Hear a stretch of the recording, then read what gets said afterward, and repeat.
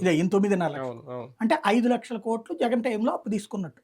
అదే ఏది ఇవి కూడా కలిపితే బిల్లులు, పెండింగ్లు, ఆహా కార్పొరేషన్లు ఇవన్నీ కలిపితే. ఆహా ఓకే ఇంకోటి ఒక అప్పు తీసుకునేటప్పుడు పాత అప్పు తీరుస్తూనే ఉంటారు.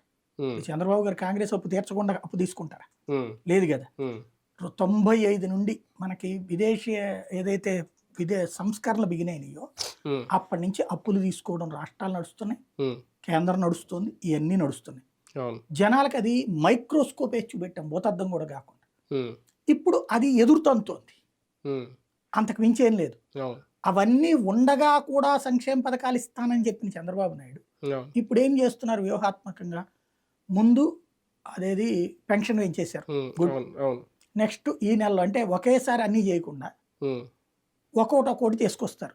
ఈ నెలలో అన్న క్యాంటీన్లు పెడతారు, ఉచిత బస్సు పెడతారు.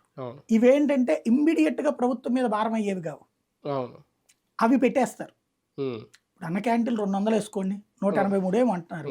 ఒక్కో చోట 300 నుంచి 500 మందికి పెట్టేది పెద్ద ఇదేం కాదు, భారం ఏం కాదు. మొత్తం 25,000 50,000 పెడితే భారీ భారం. 300 500 పెడితే అందులో కూడా ఏం పెట్టారు ఈయన? ఎవరైనా చనిపోయినా, పుట్టినా, పెళ్ళైనా మీరు తీసుకొచ్చి అందులో డొనేట్ చేయమంటున్నారు. ఆ విధంగా ఓ రోజు మిగిలిపోద్ది అక్కడ. అది తెలుగుదేశం వాళ్ళ స్పాన్సర్షిప్ లేదు. తెలుగుదేశం వాళ్ళు రాష్ట్ర వ్యాప్తంగా పెట్టినటువంటి అన్న క్యాంటీన్లు అన్నీ అట్లాంటివి. అలాగ వచ్చేస్తే సగానికి తగ్గిపోతుంది. మాక్సిమం ఈడ్చిపెడితే 50-60 కోట్లకు మించకుండా భారం చూసుకుంటున్నారు. అవును, ఆర్టీసీ కూడా 450 కోట్ల ఎంతో నష్టంతో నడుస్తుంది ఈ పథకం అమలు చేస్తే.